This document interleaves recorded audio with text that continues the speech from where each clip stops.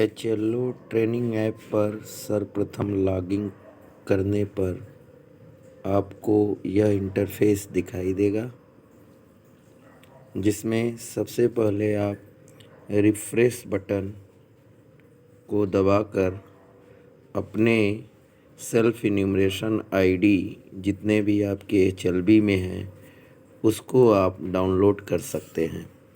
यहाँ hamburger menu में इसको टच करने पर ये आपका डिटेल एसईआईडी कितनी डाउनलोड हुई है ये विवरण दिखाई देगा। इसके बाद आप यहाँ से अपना एचएलबी जो मानचित्र है इसको आप डाउनलोड कर सकते हैं। यहाँ से आपको डाउनलोड का ऑप्शन है। डाउनलोड करने के बाद मानचित्र डाउनलोड करें, इस तरह का पॉपअप आएगा। आप डाउनलोड करके पीडीएफ व्यू में इसको देख सकते हैं। चूँकि ये ट्रेनिंग ऐप है इसलिए ये यहाँ मानचित्र नहीं डाउनलोड होगा। आपके ओरिजिनल ऐप में मानचित्र एचएलबी की गूगल मैप डाउनलोड हो जाएगा। हम वापस आते हैं कि शुरुआत कैसा करना है। जैसा कि ट्रेनिंग ऐप में लिख रहा है, आप सबसे पहले अपनी एचएलबी के जो विवरण है, लोकेशन, उसकी संख्या जो आपके नियुक्ति पत्र पे हो उसको मिला लेंगे। किसी केस में किसी प्रगणक को एक से अधिक एचएलबी अगर अलॉट है तो ये ड्रॉप डाउन मेनू से वो यहाँ से चेक कर सकते हैं कि उनको कौन कौन सी एचएलबी अलॉट है, वो यहाँ दिख रही है कि नहीं। ये चेक करने के बाद वो आश्वस्त हो जाएंगे कि नियुक्ति पत्र में दिया गया एचएलबी यहाँ पर उनके ऐप में शो हो रहा है तो ठीक है, अन्यथा वो अपने चार्ज अधिकारी से संपर्क करके किसी गलत विवरण के लिए वहाँ से उसे करेक्शन करा सकते हैं। यहाँ साथ ही साथ आप राज्य उत्तर प्रदेश, जिला गाजीपुर, जैसे यहाँ डेमो आईडी है, जमानिया दिखा रही है, और नगर या गांव का नाम, वार्ड कोड, ये सारे डिटेल आपके नियुक्ति पत्र में होंगे। उससे आप मिलाकर आश्वस्त हो जाएंगे, तभी आप इस एचएलओ ऐप से कार्य प्रारंभ करेंगे। नीचे नजरी नक्शे के अनुसार जो विवरण लिख रहा है, इसमें भवनों की अपेक्षित संख्या, जब आप नजरी नक्शा बना लेंगे तो आप एक अपेक्षित संख्या कि आपके एचएलओ में एचएलबी में कितने भवन हैं उनकी अनुमानित संख्या यहाँ ऊपर आप भर देंगे। जैसे मैंने यहाँ 15 भर दिया, आपको टाइप करना होगा। और जनगणना मकानों की अपेक्षित संख्या, ये भी आपको शुरू में ही एक अपेक्षित संख्या आपको भर देनी है। ये इसलिए है क्योंकि इतने अगर आप भवन और जनगणना मकान की काउंटिंग नहीं करते हैं तो यहाँ आके उसको करेक्ट करना होगा। भवनों की संख्या तो नजरी नक्शा के अनुसार आपको पता चल जाएगी, लेकिन जनगणना मकानों की अपेक्षित संख्या आपको प्रत्येक भवन में जाने के बाद पता चलेगी। तो यहाँ अनुमानित संख्या आप अगर नहीं भरेंगे तो मकान सूचीकरण का कार्य ऐप द्वारा नहीं कर पाएंगे।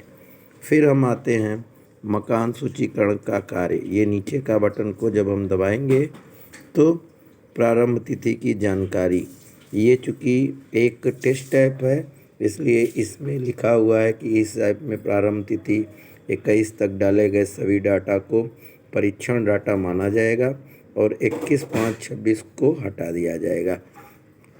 ठीक है। फिर इस तरह का आपका इंटरफेस होगा जिसमें मकान सूची ब्लॉक नंबर आपका ऊपर लिखा रहेगा। ये पहला जो मेन्यू है मकान सूची की प्रविष्टि, दूसरा ऑप्शन है डेटा अपडेट करें, तीसरा है पहले से सिंक किए गए डेटा को संशोधित करें, चौथा है सारांश देखें, पांचवा है सिंक करें और लास्ट में है पूर्ण रूप से चिन्हित करें। तो चूँकि हमको अभी मकान सूचीकरण की प्रविष्टि करना है तो हम मकान सूचीकरण की प्रविष्टि का ऑप्शन क्लिक करते हैं। अब यहाँ आपको ध्यान देना है कि सबसे पहले इंटरफेस के ऊपर आपका ये लिख रहा है भरने के पश्चात गोपनीय, जैसा कि हमारे ट्रेनर आपको बता रहे होंगे कि ये डाटा जो है भरने के बाद पूर्ण रूप से गोपनीय होगा। पहला जो है लाइन क्रमांक, ये 3 डिजिट का स्वतः ले लिया जाएगा। जैसे यहाँ अभी मैंने कोई डाटा एंट्री नहीं किया है तो 001 दिखा रहा है। भवन नंबर, नगर पालिका या स्थानीय प्राधिकरण या जनगणना संख्या। अगर जैसा कि आपको बताया गया है कि नगर पालिका में अगर आपका क्रम से भवन संख्या निर्धारित किया गया है पूर्व में, तो आप उसी को अडॉप्ट करेंगे, अदरवाइज़ आप अपने से यहाँ भवन नंबर दर्ज करना होगा। अब जैसे मैं एक डाटा एंट्री करके दिखा रहा हूँ आपको। भवन संख्या दर्ज करें। यहाँ आपको क्लिक करने के बाद भवन संख्या 1, 2 आपको शुरुआत 1 से करनी है जो आपने नजरी नक्शा में बनाया है। मैंने यहाँ मान लीजिए भवन संख्या 1 एंट्री कर दी। इसके बाद नीचे यहाँ लिख रहा है यदि भवन नंबर समान है तो दोहराएं बटन को दबाएं। अभी चूंकि ये पहली एंट्री है इसलिए नीचे ये दोहराए ऑप्शन क्लिक नहीं हो रहा है। लेकिन नीचे इसके बाद जब तीसरे प्रश्न पे हम आते हैं, जनगणना मकान नंबर, तो इसमें भी 2 ऑप्शन आपको दिखाई दे रहे हैं, नया और दोहराएं। जब हम पहली बार एंट्री करेंगे कोई भी जनगणना मकान तो हमको नया ऑप्शन दबाना होगा। देखिए मैं नया दबाता हूँ तो यहाँ स्वतः जनगणना मकान नंबर 0001 4 डिजिट का ये ले लिया। अब इसके बाद हम यहाँ पर नीचे 3 आपके ऑप्शन है, पिछला, सीधे जाएं, अगला। तो अभी हम अगला बटन पर यानी नेक्स्ट पर जाएंगे। सीधे जाएं, अगर हम आगे के किसी प्रश्नों पे चले गए हैं, हमको किसी प्रश्न पे जंप करना है वापस, तो हम सीधे वहाँ तक जा सकते हैं। और पिछला ऑप्शन का उपयोग तब करते हैं जब हमको एक एक स्लाइड से पीछे आना है क्रमशः। तो अभी हम यहाँ अगला दबाते हैं। अगला दबाने पर ही तुरंत आपके यह मैसेज पॉपअप करेगा, SCID संदर्भ, अर्थात क्या परिवार ने स्वगणना पूरी कर ली है। अगर वहाँ परिवार के सदस्य बताते हैं कि हमने SCID मेरे पास है, तो आप इस ऑप्शन को हाँ दबाएंगे, अदरवाइज़ आप नहीं दबाकर आगे बढ़ेंगे। मैं यहाँ चूँकि ये डेमो ऐप है इसलिए नहीं दबा रहा हूँ। नहीं दबाने के बाद पुनः आपके प्रश्न आते जा रहे हैं। लाइन क्रमांक, जनगणना मकान नंबर 001 ये लिख रहा है। आपने मान लीजिए मैं पहला भवन में जो गया पहले जनगणना मकान में, उससे संबंधित डाटा मैं भर रहा हूँ। मान लीजिए मैं गया वहाँ पर फर्श में प्रयुक्त प्रमुख सामग्री, इस ऑप्शन में से मुझे मिलता है कि ज़्यादातर घर की जो फर्श है वो सीमेंट की बनी है, तो मैंने सीमेंट ऑप्शन को चूज़ किया। अगला दबाया। जनगणना मकान के दीवार में प्रयुक्त प्रमुख सामग्री, मान लीजिए वो ईंट, पक्की ईंट की है, तो मैं 8 नंबर दबाया। अगला। जनगणना मकान की छत में प्रयुक्त प्रमुख सामग्री, मान लीजिए वह कंक्रीट की छत है, तो हमने 9 नंबर दबाया। फिर अगला। महत्वपूर्ण प्रश्न यह है 7वां, जनगणना मकान के उपयोग का पता लगाएं। अगर जनगणना मकान जिसकी आप जनगणना कर रहे हैं वहाँ वो आवास के रूप में उपयोग हो रहा है, तो आप आवास पहला ऑप्शन चुनेंगे। दूसरा ऑप्शन जो है आवास सह अन्य उपयोग, अर्थात आवास सह अन्य उपयोग का उपयोग वहाँ करते हैं जहाँ आवास के साथ अन्य उपयोग में उसका प्रयोग हो रहा है। दुकान के रूप में, हॉस्टल के रूप में, लॉज के रूप में, होटल के रूप में, धर्मशाला के रूप में, कारागार के रूप में इत्यादि। यहाँ आपको संस्थागत परिवार मिलने के चांसेस ज़्यादा होते हैं। आवास सामान्य परिवार के लिए होता है। ऑप्शन संख्या 3, 4, 5, 6, 7, 8, 9 और 0 जो है खाली, अर्थात इसमें ये संस्थान के लिए ऑप्शन है। अगर कोई दुकान आपको दिख रही है, जनगणना मकान दुकान है या कार्यालय है, तो ऑप्शन 3 यूज़ करेंगे। स्कूल कॉलेज है तो ऑप्शन 4 यूज़ करेंगे।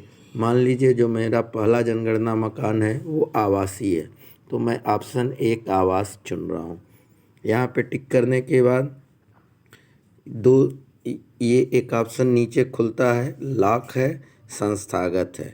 तो अगर आवास लॉक है तो आपको लॉक है ऑप्शन का उपयोग करना है, लेकिन लॉक है ऑप्शन का उपयोग करते समय आपको ये ध्यान रखना है कि अगल बगल से पूछ लीजिए कि क्या वहाँ का परिवार 1-2 दिन में वापस आ जाएगा, या हो सके तो परिवार के सदस्य से फ़ोन से बात कर लें और ये लॉक तब आप दबाएंगे।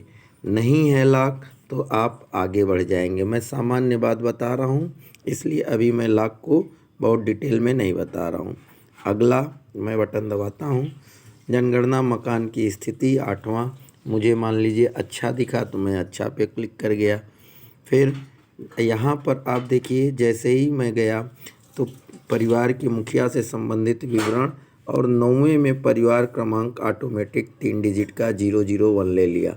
इसमें हमको कोई संख्या ऑटोमेटिक ही आएगा, हमें भरना नहीं है। इस परिवार में सामान्यतः रहने वाले व्यक्तियों की कुल संख्या, परिवार में सामान्यतः जो साल के ज़्यादा दिवस में रहते हैं उनकी संख्या मैंने मान लीजिए उन्होंने बताया 6, तो मैंने 6 दर्ज कर दिया। इसके बाद परिवार के मुखिया का नाम मैं नाम दर्ज कर दे रहा हूँ। चूँकि भाषा मैंने हिंदी चुनी है ऐप की, तो हिंदी में मुझे यहाँ टाइप करना होगा। मान लीजिए मैं चमन है परिवार के मुखिया का नाम, तो मैं चमन टाइप कर दिया और उसके बाद मैं अगला प्रश्न पे चला आया। लिंग परिवार के मुखिया का पुरुष हैं। यदि अनुसूचित जाति या अनुसूचित जनजाति या अन्य से हैं तो उनकी जाति के बारे में प्रश्न पूछ रहा है। मुखिया की अनुसूचित जाति, अनुसूचित जनजाति, अन्य। मान लीजिए वो अनुसूचित जाति के हैं, मैंने अनुसूचित। और यहाँ एक ये आपका ये पीडीएफ भी है कि सूची का क्रमांक, इसको जैसे दबाएंगे तो ये आप सूची देख सकते हैं कि आपके ज़िले में कौन सी जाति अनुसूचित जाति या जनजाति में है, इसकी ये लिस्ट होगी। तो इससे आप मिलाकर कंफर्म कर लें कि उस लिस्ट के अनुसार उनकी जाति क्या है। इसके बाद कंफर्म करने के बाद अब अगला प्रश्न, जनगणना मकान विवरण। इस मकान के स्वामित्व की स्थिति, इसमें भी देखिए 4 ऑप्शन है। अपना है, किराए का परंतु अन्यत्र अपना मकान, किराए का एवं अपना कोई मकान नहीं, अन्य कोई। मान लीजिए मुझे स्वामी बताता है कि उसका अपना मकान है। रहने के लिए उपलब्ध कमरों की संख्या, जिसमें रसोई घर, स्नान गृह, शौचालय, स्टोर रूम, गलियारे और बरामदे को नहीं शामिल करना है। उन्होंने बताया कि हमारे यहाँ 5 कमरे हैं, 5 कमरे। इस परिवार में रहने वाले विवाहित दंपतियों की संख्या, इसको भी ट्रेनिंग में बताया गया होगा कि यह संख्या महिलाओं की संख्या से लिया जाता है। मान लीजिए विवाहित दंपतियों की संख्या यहाँ 2 है, तो मैं या 2 लिख दे रहा हूँ। फिर अगला, पेयजल का प्रमुख स्रोत, मान लीजिए जो भी ऑप्शन है मैं इनको दबा रहा हूँ। नल का पानी, पेयजल स्रोत की उपलब्धता परिसर के अंदर। फिर प्रकाश का मुख्य स्रोत, मान लीजिए वहाँ बिजली है। सौर ऊर्जा अगर रहती तो हम सौर ऊर्जा का ऑप्शन चुनते। फिर शौचालय की सुलभता परिवार के लिए है, अन्य परिवार के साथ साझे में है, सार्वजनिक है या खुले में है, तो मान लीजिए वहाँ परिवार के लिए है जिस घर की मैं जनगणना कर रहा हूँ। शौचालय का प्रकार, मान लीजिए आपका सेप्टिक टैंक है तो मैं सेप्टिक टैंक को विकल्प ले रहा हूँ उसमें। फिर 2 गड्ढा शौचालय है या ऑप्शन है, तो मेरा ये था कि फ्लश शौचालय जुड़ी हुई है, तो उसमें से नहीं, तो इन ऑप्शन में से आप जो भी ऑप्शन चुन सकते हैं। फिर नेक्स्ट, गंदे पानी की निकासी, मान लीजिए ढकी नाली से है, मैंने ढकी नाली दबा दिया। परिसर के अंदर स्नान की सुविधा, स्नान गृह है तो मैंने स्नान गृह पे दबाया। रसोई घर और एलपीजी पीएनजी गैस कनेक्शन की उपलब्धता, इसमें ध्यान से देखिएगा। रसोई घर में खाना पकाते हैं, घर के भीतर खाना पकाते हैं, परंतु रसोई घर में नहीं, खुले में घर के बाहर खाना पकाते हैं। या 7वां ऑप्शन है खाना नहीं पकाते हैं। तो पहला प्रश्न आपका होगा कि क्या भोजन बनाते हैं। अगर वो कहते हैं कि भोजन बनाते हैं तो ऊपर के 3 ऑप्शन आपको चुनने होंगे, और अगर भोजन नहीं बनाते हैं तो 7वां ऑप्शन आपको दबाना है। अब भोजन बनाते हैं तो कहाँ बनाते हैं, रसोई घर में या घर के भीतर या खुले में। और रसोई घर में अगर खाना पकाते हैं तो एलपीजी, सब में ऑप्शन आप ध्यान से देख रहे होंगे कि एलपीजी या पीएनजी गैस कनेक्शन उपलब्ध है कि नहीं।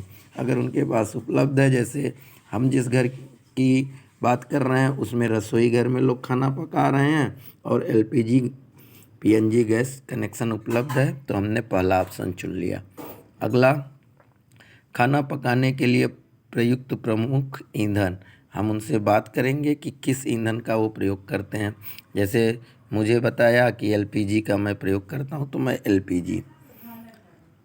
रेडियो ट्रांजिस्टर उनके पास है, परंपरागत रेडियो सेट है, या मोबाइल स्मार्टफोन पर सुनते हैं, या अन्य किसी उपकरण पर, या नहीं है। मान लीजिए जिस घर में मैं गया उन्होंने बताया कि नहीं, हम परंपरागत रेडियो सेट पर सुनते हैं, तो मैं परंपरागत रेडियो सेट का ऑप्शन यहाँ चुन लेता हूँ। अगला, टेलीविज़न उनके यहाँ दूरदर्शन मुफ्त डिश है, अन्य डीटीएच है, केबल कनेक्शन है, या अन्य कोई। ऑप्शन में से जैसा वो बताएं आप इनको चुनते जाइए। अगला, इंटरनेट सुविधा है, लैपटॉप में है कि मोबाइल में है, तो वो बताते हैं कि नहीं, लैपटॉप में है। ठीक है, लैपटॉप कंप्यूटर क्या उनके पास है। मान लीजिए हमारा जो जनगणना मकान का स्वामी है वो बताता है कि नहीं है, तो मैं नहीं ऑप्शन दबा रहा हूँ। टेलीफोन और मोबाइल फ़ोन, स्मार्टफोन है, केवल लैंडलाइन है, स्मार्टफोन है, अन्य साधारण है, या दोनों है, तो वो बताते हैं कि नहीं, स्मार्टफोन है। या इसमें ऑप्शन है नहीं भी है तो नहीं आप दबाएंगे।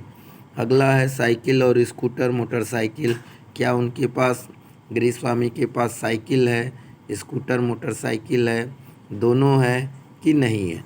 तो उन्होंने बताया कि स्कूटर मोटरसाइकिल है, साइकिल नहीं है। कार जीप वैन में स्वामित्व में उनके पास है या नहीं है, उन्होंने बताया मान लीजिए नहीं, हम नहीं। परिवार द्वारा उपभोग किए जाने वाले मुख्य अनाज, साल भर में वो कौन सा अनाज ज़्यादा उपयोग करते हैं, मान लीजिए उन्होंने बताया गेहूँ, तो गेहूँ हमने दबा दिया। ये मैं इसलिए इसको बता रहा हूँ कि वो उनसे प्रश्न पूछकर आप इनके ऑप्शन आराम से भर सकते हैं। चूँकि ऐप के बारे में मैं ये दिखाना चाह रहा हूँ कैसे वर्क कर रहा है, इसलिए ज़्यादा वीडियो लंबा न करने के लिए आपको डायरेक्ट दिखा रहा हूँ। फिर यहाँ जैसे ही अगला आप दबाएंगे तो मुखिया का मोबाइल नंबर, केवल जनगणना संबंधी संपर्क के लिए आप यहाँ मोबाइल नंबर मान लीजिए उनका जो भी वैलिड है वो आप 10 डिजिट का दर्ज कर दीजिए। मैंने मान लीजिए एक डेमो नंबर कर दिया।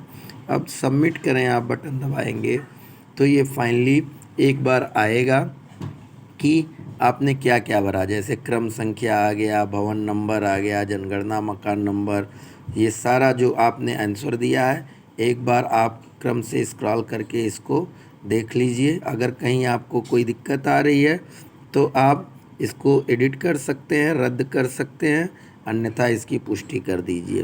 पुष्टि कर दिया मैंने। अब जैसे ही आप पुष्टि करेंगे तो आपने देखा कि लाइन क्रमांक ऑटोमेटिक 002 हो गया, यानी अब आप दूसरा जनगणना मकान या भवन की गणना करने के लिए जा सकते हैं। अब यहाँ देखिए शुरू में दोहराएं बटन नहीं ब्लिंक हो रहा था, लेकिन अब दोहराएं बटन यहाँ पर ब्लू हो चुका है। इसका मतलब कि मान लीजिए अगर पहले मकान में आपको 2 जनगणना मकान मिलते हैं, पहले भवन में 2 जनगणना मकान मिलते हैं, तो यहाँ आपको भवन के संख्या में दोहराएं ऑप्शन का प्रयोग करना होगा। दोहराएं दबाने पर जो अंतिम आपने भवन नंबर यहाँ एंट्री किया है वही भवन नंबर दोहराएं दबाने पर ऑटोमेटिक ले लेगा। या आप अगर कन्फ्यूज़न में हैं कि आपने कौन सा भवन इससे पहले वाला डाला है, तो ड्रॉप मेनू को आप देख सकते हैं कि वहाँ जो भवन आपने अंकित किया है पूर्व में वो दिखाएगा। जैसे मैंने 1 किया था तो 1 दिखा रहा है। दोहराएं बटन जब मैं दबाऊंगा तो ऑटोमेटिक देखिए ये 1 नंबर ले लेगा। देखिए अब दोहराएं के बाद जनगणना मकान नंबर में भी दोहराएं और नया। तो मान लीजिए जैसे मैंने बताया उदाहरण के लिए कि पहले वाले जनगणना भवन में 2 जनगणना मकान है, पहले भवन में 2 जनगणना मकान है। तो अब पहले का तो मैंने कर लिया है, इसी तरह से दूसरा जो है करना है मुझे उसी भवन में, तो मैंने भवन को दोहरा दिया। अब जनगणना मकान को मैं नया दबा रहा हूँ। नया दबाने पे देखिए आप ऑटोमेटिक 0002 अगला नंबर ले लिया। अब इसके बाद हम अगला फिर वही प्रश्न जो पूर्व में मैंने चर्चा कर दिया है उसी तरह के आपके आएंगे। आप इसमें जो भी ऑप्शन है चुनते जाएं। मैं आपको एक उदाहरण दे रहा हूँ, इसमें से ऑप्शन आप चुनें। फिर 7वें प्रश्न पे आपको ध्यान देना है कि अब जो उसमें दूसरा जनगणना मकान है, मान लीजिए उस भवन में दूसरा जो जनगणना मकान है एक दुकान है जो उन्होंने किराए पे दे रखी है और उसमें दुकानदार अपना सामान बेचता है और चला जाता है, रहता नहीं है। तो ध्यान रखिएगा कि अगर रहता नहीं है, निवास नहीं है और दुकान है तो इसमें से आपको ऑप्शन स्पष्ट है कि तीसरा जो है दुकान, तो दुकान जो है वो संस्थान एक हो जाता है। तो इसमें से 2 के बाद कोई भी विकल्प चुनेंगे तो उसमें वास्तविक उपयोग आपका पूछेगा, आवास का अन्य उपयोग, या इसके बाद के कोई ऑप्शन चुनेंगे तो वास्तविक उपयोग पूछेगा। जैसे यहाँ दुकान है तो वास्तविक उपयोग पुनः मुझे टाइप करना होगा, चूँकि हिंदी है तो हिंदी भाषा में मुझे इसे टाइप करना होगा। मैं दुकान लिख दे रहा हूँ यहाँ, ठीक है, वास्तविक उपयोग। अब यहाँ लाख हैं, संस्थागत है। तो अब दुकान जब हमने ऑप्शन लिया और दुकान में कोई परिवार नहीं रहता है तो जैसे ही हम अगला बटन दबाएंगे ये सबमिट हो जाएगा डाटा।